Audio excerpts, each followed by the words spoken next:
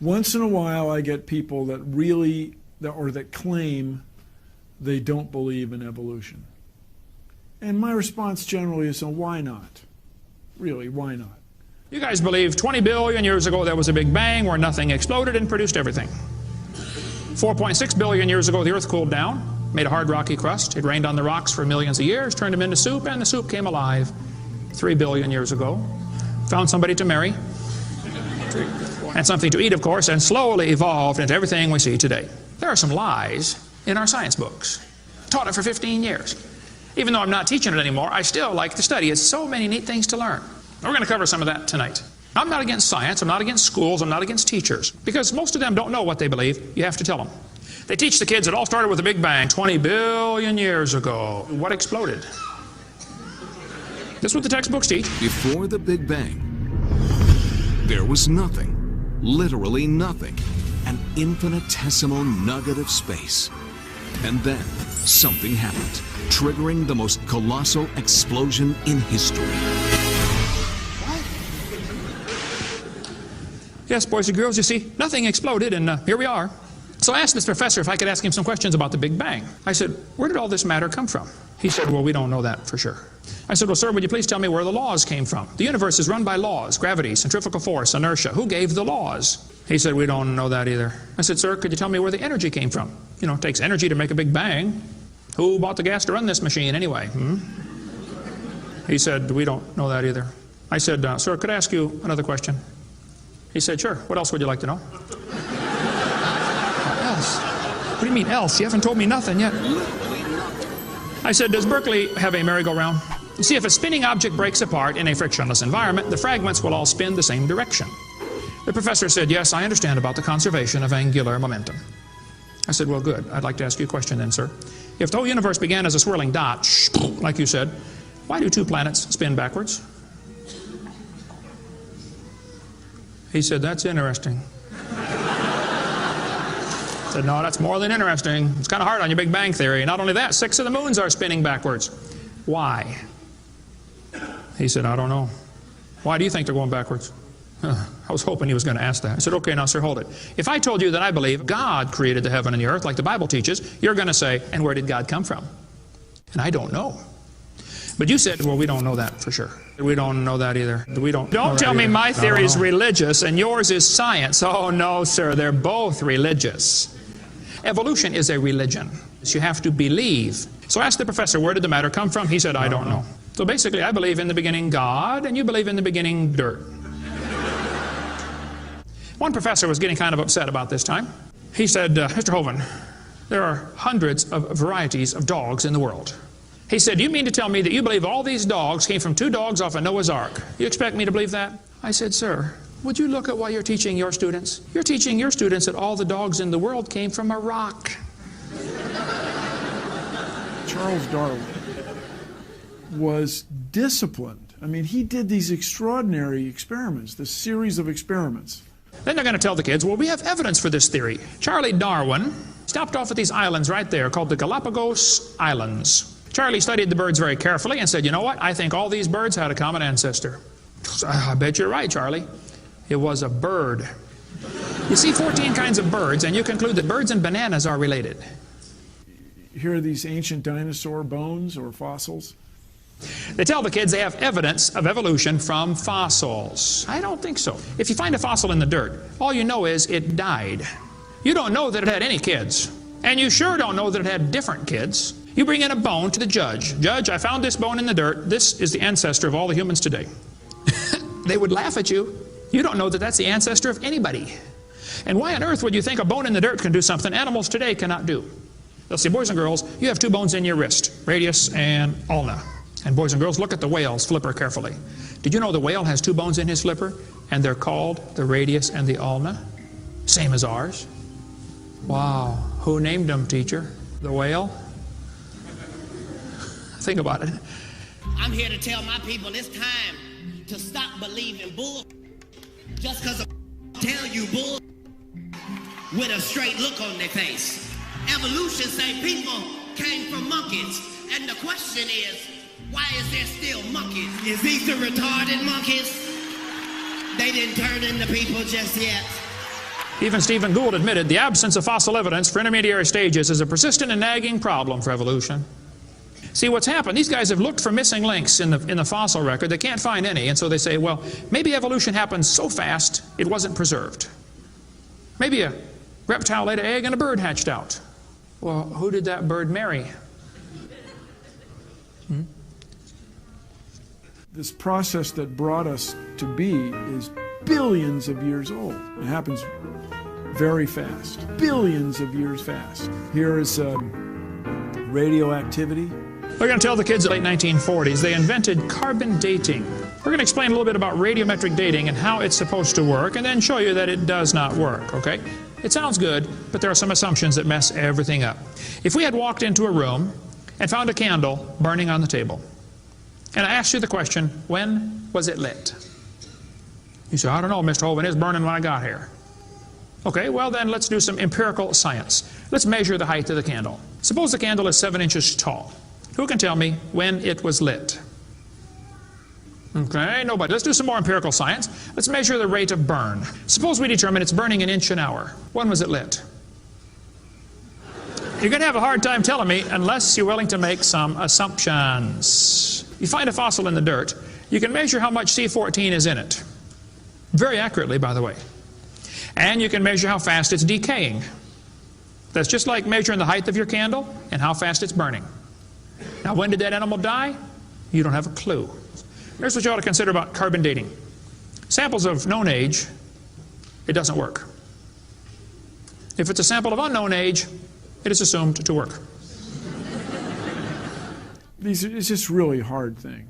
It's really a hard thing. Your world just becomes fantastically complicated when you don't believe in evolution. Freshly killed seal, carbon dated 1,300 years old. Shells from living snails, carbon dated 27,000 years old. Living penguins, carbon dated 8,000 years old. One part of Dima was 40,000 years old, another part was 26,000, and the wood next to it is 9,000. Then they tell the kids about the geologic column.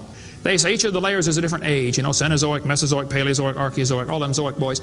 Now, if you get a petrified tree standing up, running through different rock layers, I don't think it's smart to say those layers are vastly different ages. Those trees did not get slowly covered by the sediments over millions of years. They would rot and fall down. Crazy. It just. They'll say, boys and girls, you have an appendix that you don't need anymore. That's a vestigial structure. That's proof of evolution. Well, excuse me, you do need your appendix. The appendix is part of your immune system. If your appendix is taken out, you can still live, okay? But it increases your susceptibility to quite a few diseases. You could live without both your legs and both your arms and both your eyes also. That doesn't prove you don't need them. There are no vestigial organs. And even if there were, that would be the opposite of evolution. That's losing, not gaining. I was taught when I went to school, man used to have a tail, but he lost it because he didn't need it. I thought, didn't need it? Have you ever thought how handy a tail would be? Have you ever come to the door with 2 sacks of groceries? Wouldn't that be nice, man? Be able to grab that door and walk right around and get in it? Lost it because we didn't need it. Man, you could drive the car and tune the radio knob and hold the Coke at the same time. What we're finding is that natural selection seems to be an incredibly important factor in generating new species. Natural selection, the key evolutionary mechanism Darwin identified. The bad designs get eaten by the good ones, and so all you have is good ones. Why is there still monkeys? Natural selection doesn't cause any evolution. It makes sure the bad ones don't survive, but it's not going to change it to something else. That's what evolution is. If you worked in a factory that produced cars and your job was to check for defects, and you caught every single mistake and you rejected it, how long would it take that process to change the car to an airplane? You say it'll never change it. That's my point. The students are taught we have evidence from development. Darwin considered this by far the strongest single class of evidence. This textbook says the human embryo growing in the mother has gills like a fish. Those little folds of skin are not gills. Those little wrinkles under your chin when you're growing up later develop into bones in the ear and glands in the throat. They never have anything to do with breathing. I've seen folks that have 5 or 6 chins and they can't breathe through any of them but the top one. Those are not gill slits. Ernst Haeckel, though, said the turning point in his thinking was when he read Darwin's book. He made huge charts of his posters of his drawings of these embryos and traveled all over Germany and just about by himself converted the Germans to believing in evolution. Haeckel took a drawing of a dog and a human embryo and he changed them to make them look exactly alike. On top are Haeckel's fake drawings, underneath are actual photographs of what he claimed he was drawing a picture of. Now either he's a lousy artist or he's a liar. Well, it turns out he's a liar. He was convicted of fraud by his own university, proven to be a fraud. But guess what? Haeckel's fake drawings are still used in textbooks in your state right now. It's only been proven wrong 125 years ago. I know it takes a while to get textbooks up to date, but that ought to be plenty of time. Adolf Hitler said, "You let me control the textbooks, I'll control the state." Watch this sentence here carefully. Some kid's doing this for homework tonight. Boys and girls, do you think humans are still evolving? Now what kind of question is that?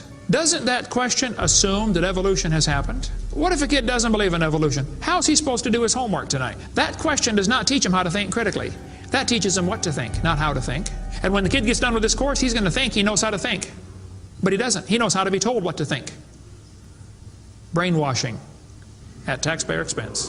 They want to use my tax dollars to teach that to your kids in our schools. If you want to deny evolution, that's fine. But don't make your kids do it, because we need them. And that's where the problem comes in. Okay? If you want to believe in the Big Bang, just enjoy yourself, but keep your religion at home. The Russian atheist astronomer came to America and spoke at one of the universities, and he said, started off his speech, he said, "Folks, either there is a God or there isn't. Both possibilities are frightening. If there is no God, we're in trouble. We're hurtling through space around the sun right now at 66,000 miles an hour, and nobody's in charge." That's a scary thought. But if God made the world, He owns it. That means He makes the rules. You see, if there is a God, we better find out who He is, and find out what He wants, and do what He says. Malcolm Muggeridge said, "I am convinced the theory of evolution, especially the extent to which it's been applied, will be one of the great jokes in the history books of the future." It's a joke. And it would be a joke if it weren't for the tragic results. How many kids are taught this thing every day and believe it, and it destroys their faith?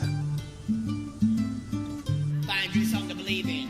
Whole thing, who do you even pray to? Nobody. Hey, if you died today, where would you go? You ought to think about it, because you will be dead for a long time. Doesn't matter how long you live, you're going to be dead longer than that. You know, George Washington died 200 years ago, and he's still dead. How much longer does he have to go? You're going to be dead for a long time. All you get in this life is a little bitty dash between two dates.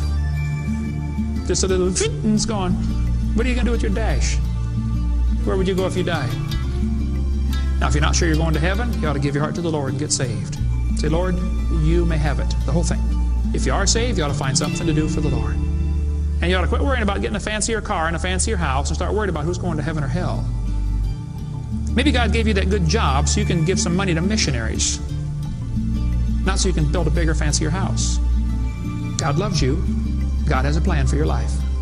And if you don't want it, well, that's your business. But the devil is laughing at you for believing in that.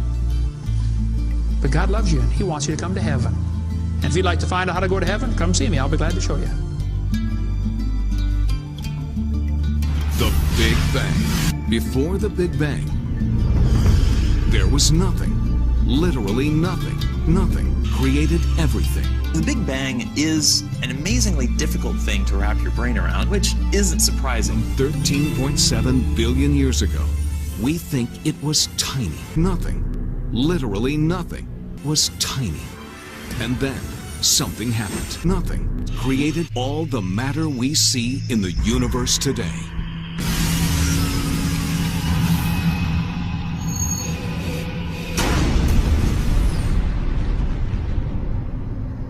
Nothing is more powerful than nothing. And that's what trips most of us up. It was the explosion of Nothing. Find you something to believe in. World getting crazy. Hey, you better believe something. Something. So tell me what to believe.